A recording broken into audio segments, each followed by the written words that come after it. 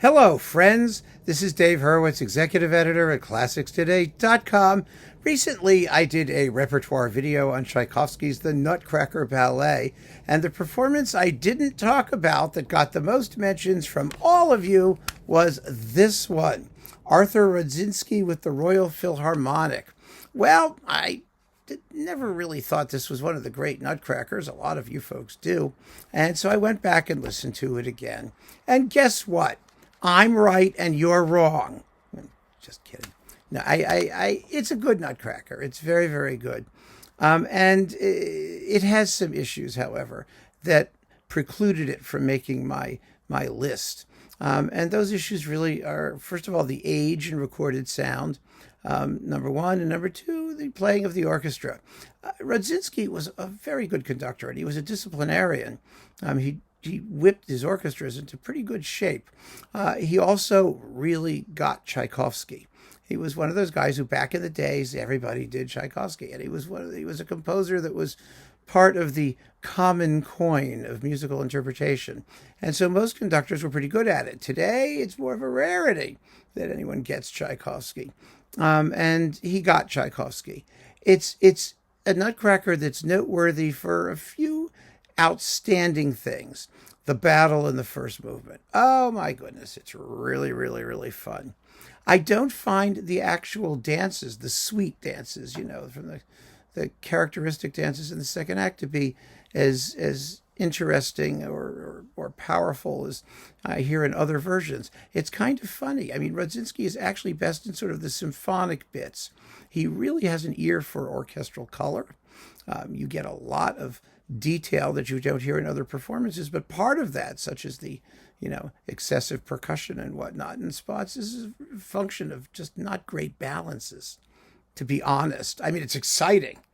It's really exciting, but I mean, I've played this piece too. I mean, I played percussion, and you're not going to hear it quite the way it sounds here, but it's vivid. It's definitely vivid. It is not as well balanced or as brilliant sonically as the Antal Dorati performances of the same rough date, whether you have the Concertgebouw or as LSO or the 2-1 Mercury, the mono, the stereo, the other stereo. So I find it to be a performance of high contrast and vividness, but kind of second tier. I really kind of think that, and I still do. So that's my opinion anyway, but I know a lot of you just adore it, and that's wonderful. There's a lot to adore.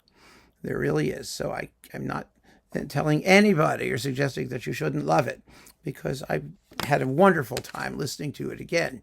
Of course, that's thanks to Tchaikovsky, who wrote one of the most delicious and orchestrally seductive scores that anybody ever put pen to paper for. It's just an incredible piece.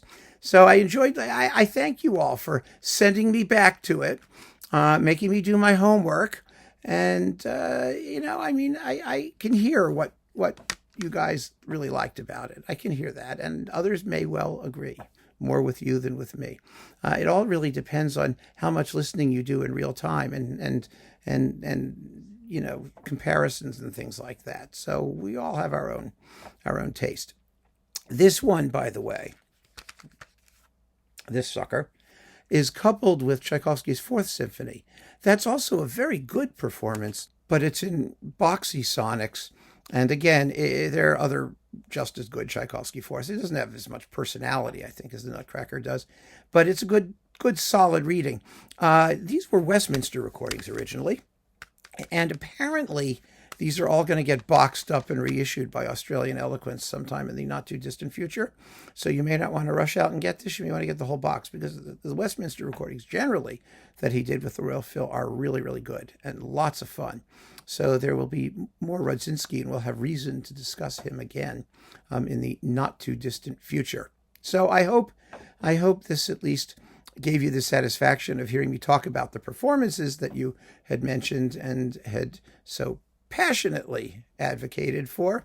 And I appreciate the advocacy.